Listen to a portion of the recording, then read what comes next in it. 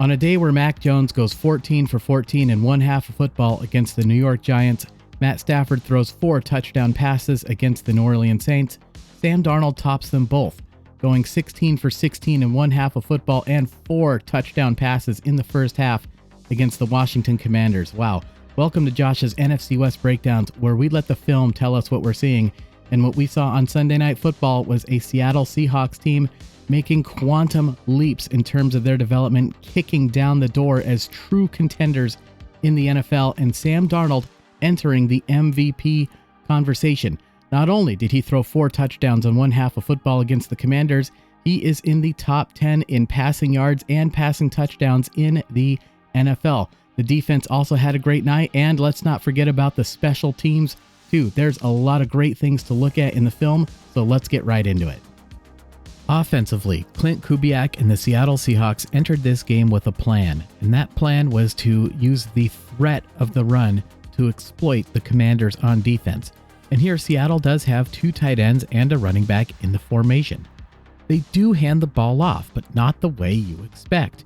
They give it to JSN on the jet sweep.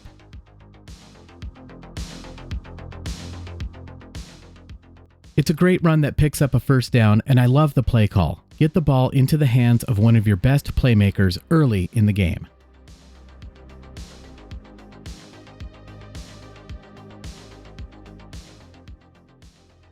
Unfortunately, a penalty on the next play would set the Seahawks back, so now they're facing 1st and 25.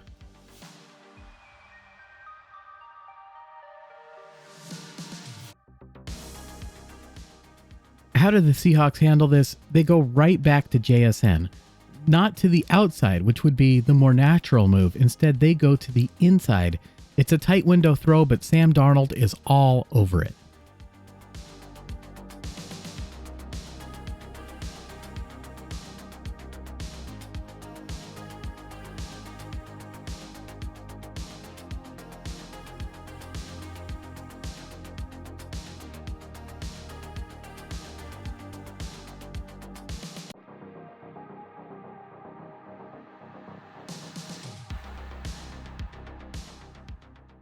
They get back some of the yardage, so now it's 2nd down and 17.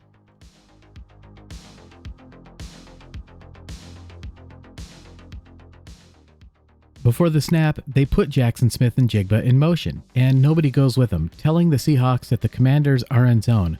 Washington would play a lot of zone on this night.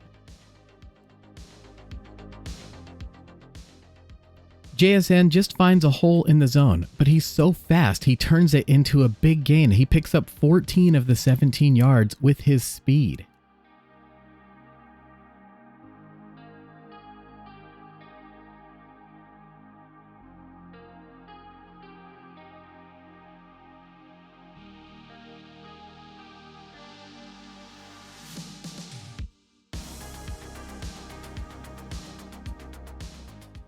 Seattle would pick up the 3rd and 3, allowing them to go back to their scripted plays. And if part of your plan is to threaten the other team with the run, you have to actually run the ball once in a while. And we're going to take a look at a good one here. They line up with a couple of rookies, tight end Nick Callerup and the fullback Robbie Outs, with Ken Walker behind him lined up in the I formation. Callerup and Charles Cross would double team the defensive end. Frankie Louvu would fill the hole where he's met by Robbie Outs, but Ken Walker would bounce to the outside. But what makes this play work is after taking on the defensive end, Callerup heads downfield to pick up a second defender, blocking 2 players on one play.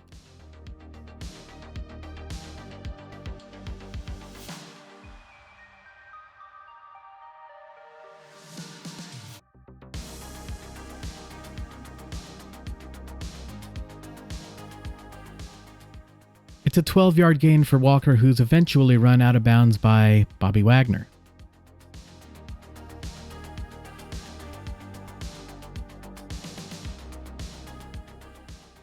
The Seahawks would continue to pound the rock with Kenneth Walker.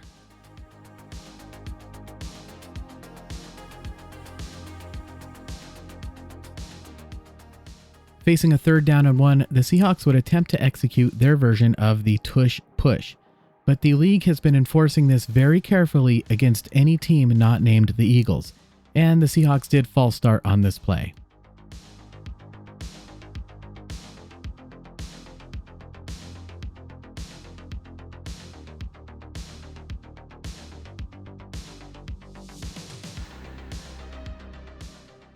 With Seattle now facing a 3rd and 6, Dan Quinn senses that this is the opportunity for the Commanders to finally shut down this drive, and he sends a 6-man blitz.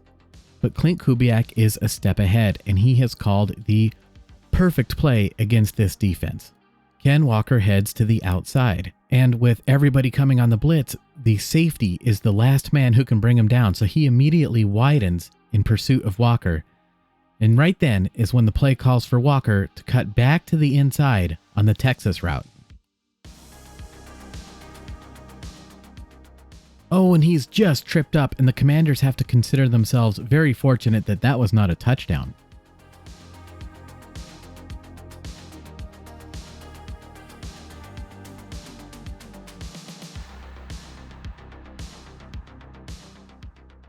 JSN and Ken Walker are shredding the Commanders on this drive, and it is all going according to plan, and the Seahawks go right back to it again, faking the handoff to Ken Walker, and look how the defense reacts, leaving Jackson Smith and Jigba one-on-one. And JSN is mauled here by Marshawn Lattimore, and we would see the flags come out for pass interference. Lattimore, unfortunately, would have to go on IR after this game after tearing his ACL in the 3rd quarter.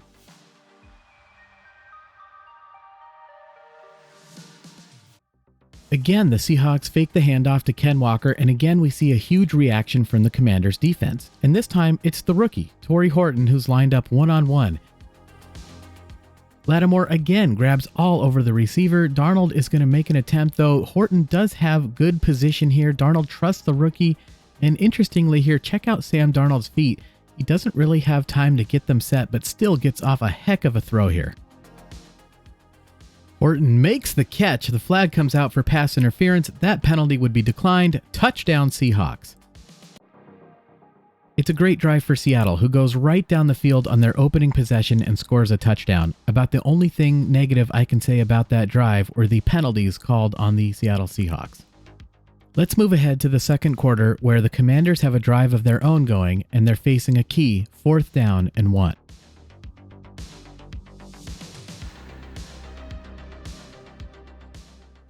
Daniels comes up maybe to quarterback sneak it, snaps the ball. No, he turns around to hand it off, and the defense piles into the middle, opening up the rookie, Jalen Lane.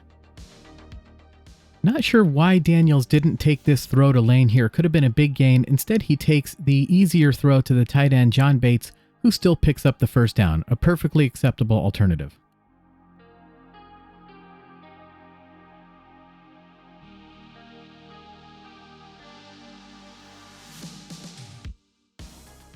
The Commanders would follow that up with a jet sweep of their own to Deebo Samuel.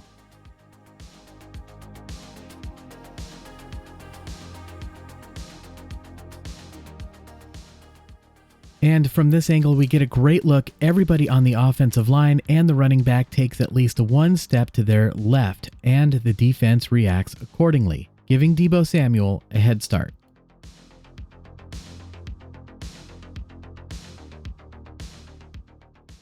Importantly here, Drake Thomas does bring Deebo down a yard shy of the 1st down, so now it's 2nd down and 1.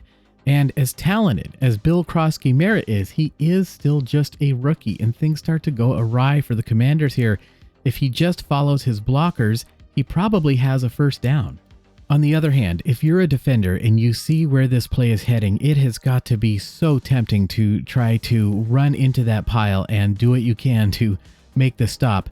But here we are looking at the ultra-talented Ernest Jones, and he stays home. He stays in his lane so that when Krosky-Merritt cuts back, Ernest Jones is waiting for him.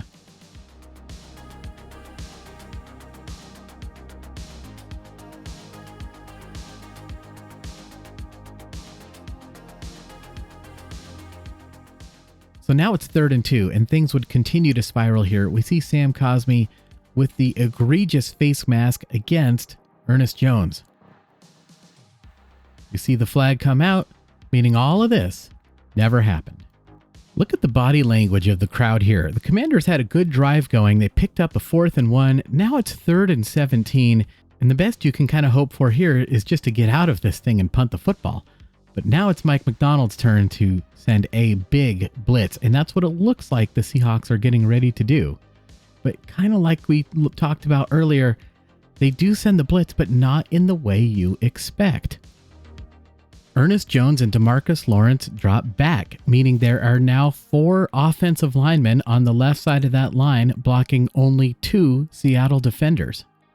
The Commanders are now undermanned on the right side. They bring the more experienced Jeremy McNichols in to help with pass protection, and he's doing a good job here, while the right tackle is doing the best he can against Nwosu, but nobody sees DeAnthony Bell coming on the corner blitz. Not sure if Daniels was just trying to throw this away or making a bad decision, but I'm going to rotate the camera around to give you the best angle possible here, and we're going to zoom in.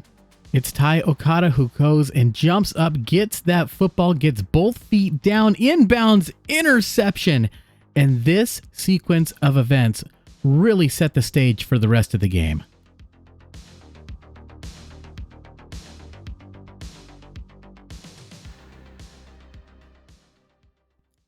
The Seahawks pick up right where they left off with the strategy that worked so well for them on that first drive.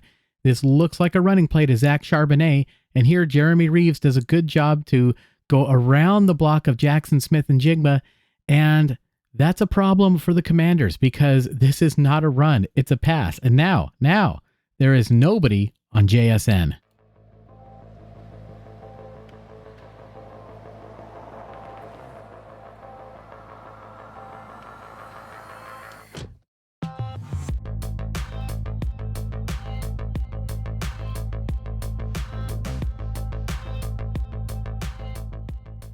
It's a 17-yard chunk for the Seahawks, who early in this game seemed to be moving the football at will.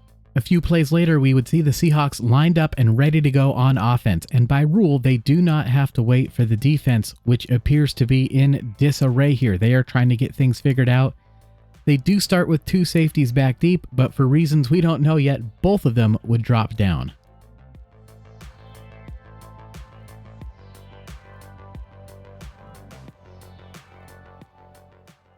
And again, we're going to look at another weapon for the Seahawks. We're going back to the rookie Torrey Horton and just watch his one-on-one matchup against Matt Senristil here. Check out the footwork of Torrey Horton. We can see Senristil is lined up in press coverage. You have to be able to beat the press if you want to play wide receiver in the NFL. It's no problem for Horton. You cannot make a mistake like that against Sam Darnold. Touchdown Seahawks, and they are pouring it on already.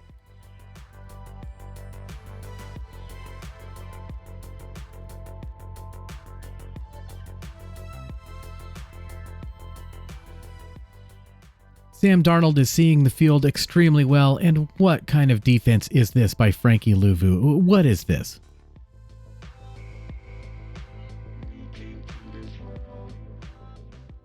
By the way, don't you guys just love these videos people take from the stands? The score makes it 14-0, but somehow it just feels much bigger than that. Now, this is a great kickoff by Jason Myers right at the goal line. You know, you don't want to kick it into the end zone because then the ball would come out to the 35-yard line, and you want to get it as close to the end zone as possible. Make that return man go the maximum possible distance. Now, interestingly enough, that is Jalen Lane bringing it out, not Luke McCaffrey. McCaffrey would leave the game and unfortunately have to go on injured reserve. And we're going to zoom in here because check this out. Brandon Peely punches the ball out, Connor O'Toole recovers, and the Seahawks have the football. Oh my goodness.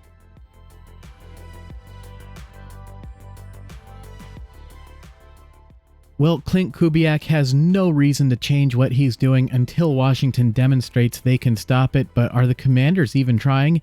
Here the Seahawks line up with 2 tight ends again and Ken Walker in the backfield. The Commanders put 8 men in the box. They're committed to stopping the run, I'll give them that. They have 1 safety back deep all the way on the other side of the field, and I'm sure you know what's coming. Elijah Arroyo simply goes deep here. And, you know, Dan Quinn old friend of the program in Seattle. Don't want to bash him, but I think we have to ask, is he a fraud? I mean, I see people asking this online. The Commanders should know better than this. We did a draft breakdown of the Seahawks draft picks in the off season, and here's what we said about Elijah Arroyo. The outstanding receiving tight end from the U, Elijah Arroyo. A red zone threat. Arroyo has no official 40 time, but he clearly has the speed to get past defenders. And take a look at his hands. His hands are down by his sides. He gives the defender no idea the ball is coming until the last possible second.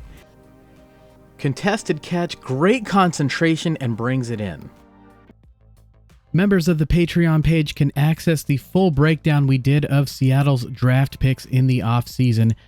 And on this play here, we see all of those attributes we discussed. The fact that he's a red zone threat, he's got the speed, he doesn't stick his hands up, he gives the defender no idea that ball is coming until the last second, and he concentrates through a difficult contested catch for a touchdown, and the Seattle Seahawks go up 21-0 now with Sam Darnold's third touchdown pass of the game.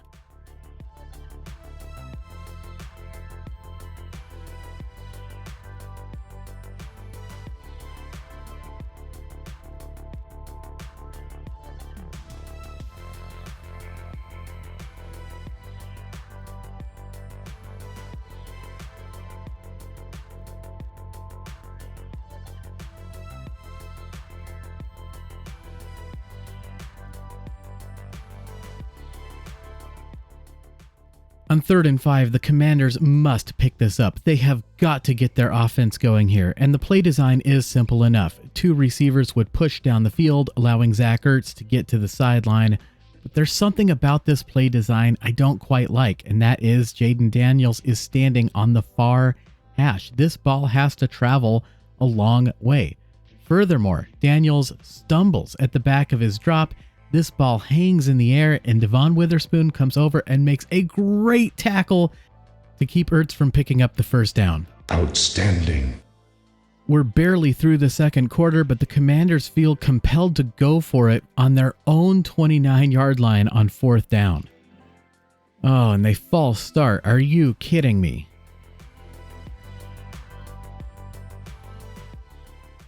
The penalty wipes out the play, and the Commanders punt back to the Seahawks. This time the Seahawks put Cody White in motion, and he lines up tight next to the tight end with the running back in the backfield, and they just seem to be able to get the Commanders in this look anytime they want to. Again, 8 men in the box, 1 safety back deep, and they send Cody White down the field. And just take a look at how effective this run fake is at holding the defense. Darnold threw well on the run all night, and here's another good one. Safety can't bring White down. White stays in bounds, maintains his footing, and takes it 60 yards for the touchdown, and it is officially a blowout.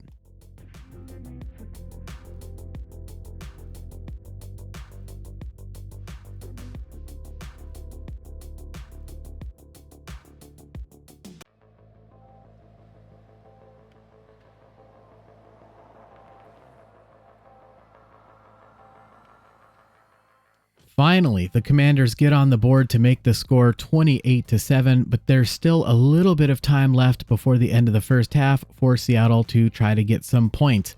They keep their foot on the gas pedal. Earlier this year, we criticized Mike McDonald a little bit for maybe taking his foot off the gas at times during games. Not here. At least here the Commanders are aware of the game situation. They don't need to worry about defending the run, and they drop back into a zone. JSN finds a little hole in the zone. It is not the biggest window in the world, but Sam Darnold was absolutely in the zone, and he sticks it in here.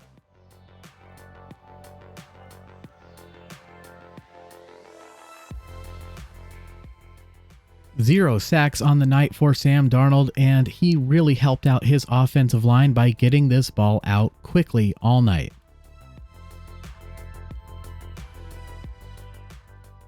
With just 20 seconds left before the end of the half, the Seahawks are just outside of field goal range, so it's now or never for the Commanders to make a stop and go into halftime. And they make an adjustment. Seattle sends Jackson Smith and Jigba in motion, and Jonathan Jones goes with him. The Commanders go into man coverage. And Jones plays good physical coverage against JSN. He's within that 5-yard zone where you're allowed to do that. The only issue with this is similar to press coverage. It can allow the receiver to get behind you, and that is exactly what happens here. And Darnold throws a beautiful ball. Oh my goodness, what a pass.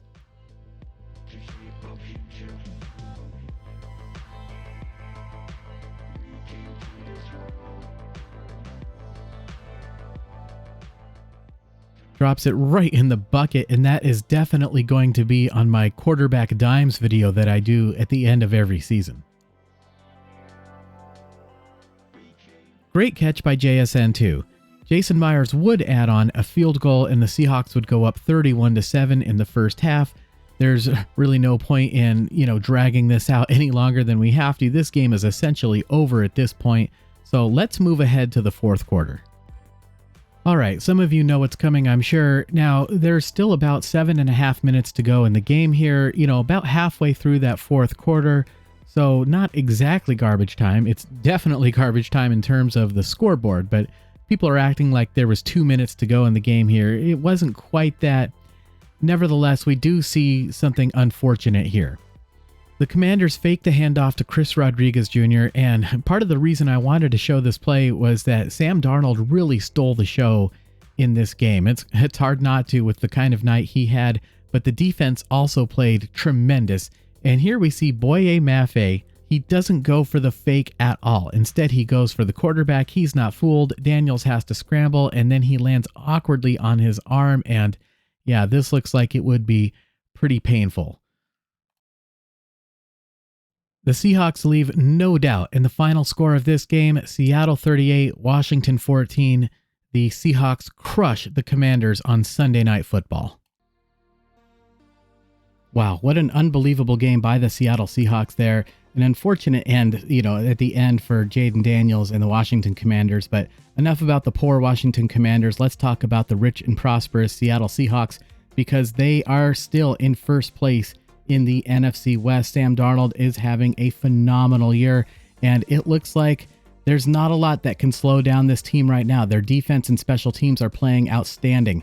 All right, well, what a game for the Seattle Seahawks. You guys have heard all the stats already. There's no need to go over all of them again. They are just absolutely killing it right now. All right, if those of you who have signed up and upgraded your memberships on the Patreon page, I want to thank you so much. It allows this channel to continue. The NFL is making it harder and harder for, content creators like me to, produce some independent thought and opinions on the league, that you guys seem to enjoy. So if you like content like this and want access to it in the future, come on over to Patreon. It is 100% free to sign up, and we keep these videos, these weekly breakdown videos, free of charge on the Patreon page. And if you ever want to upgrade your membership in the future, we have tiers starting as low as $2 a month. It's a great way to support the channel. And if you've already done that, I want to thank you from the bottom of my heart. It really means a lot to me. Like I said, it allows this channel to continue. You humble me and you honor me. Thank you so much. I truly appreciate it. All right, what's next for the Seattle Seahawks? Well, they have a critical 2-game stretch coming up. Back-to-back games in the NFC West. And I don't have to tell you guys how important those are as far as tiebreakers, right? Next week at home against the Arizona Cardinals, who had a surprise big victory against the Dallas Cowboys on Monday Night Football. They will be the road team on a short week. However, I like Seattle in that one. And then the following week, a massive Titanic showdown with the Los Angeles Rams in LA. The Seahawks and the Rams are currently tied for first place in the NFC West. Seattle can move further ahead in the division with a victory in that game. And the way the Seahawks are playing, I would not bet against them right now. It is going to be unbelievable. I don't know what's going to happen in those games, but we are going to be here to break down the film, and I will see you guys then.